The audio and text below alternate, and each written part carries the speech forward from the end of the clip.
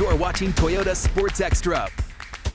Welcome back in. You guys should have seen Lena dancing during the break. All right, that's the part of the show where sports is kind of the background for this next story as we focus on the extra part of Toyota Sports Extra. Yeah, it's become kind of a regular thing over the past few seasons here in Sacramento. The Kings welcoming in a popular recording artist to perform at their halftime show, such as the case this past Friday when the Kings and the Bucks tipped off, and they welcomed Grammy Award-winning rapper and producer Lupe Fiasco to Golden One Center. But Lupe Fiasco took center stage in more ways than one. Before the game, he took the time to meet with a group of young Sacramento artists, 30 in total, many who want to follow in his footsteps and get into the music industry themselves, others aspiring to be writers, and they're all students coming from creative writing nonprofit workshop 916 Inc. We've done a lot of stories with them. Lupe Fiasco is speaking about his love of writing and the creative process, answering questions about his journey in the entertainment industry and how he defined himself in music. He spent some time with our own Sean Cunningham to talk about his halftime performance and making time to inspire and even challenge future artists by a self-proclaimed rap nerd. Is that pretty accurate? Yeah, I like to be a nerd. It's part of the persona. It's half of the thing that is Lupe Fiasco is being very much so in the nerdy arts. It's always good to see young, bright, bored faces semi-interested in things that I have to say, But no, it was cool, man. It was interesting to see the relationship between the team and the community and everybody trying to work together to empower things that need to be empowered. So I'm just happy to play my part in that process. Just know what you want before you make a move. All right? Trust me. It sounds very simple, sounds very stupid, but trust me.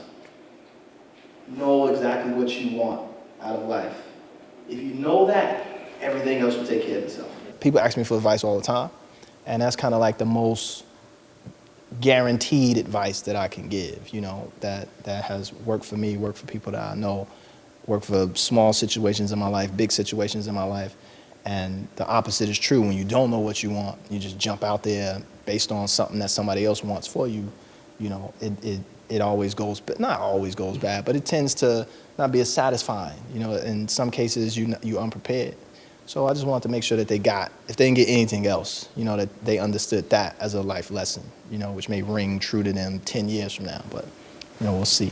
Ladies and gentlemen, please welcome out to the court, Grammy Award-winning rapper and producer. Make some noise for Lupe Fiasco. I first got it when he was 6, he didn't know any tricks. Matter of fact, first time he got on it, he slipped. He landed on his hip and busted his lip. And for a week, he had to talk with a lisp like this. Like, I've done and achieved so much and been and seen so many places, been up and down. Been when people think you up, you're really down. When you down, when people think you down, you actually really up. So that kind of doesn't matter at a certain point, who you trying to prove something to.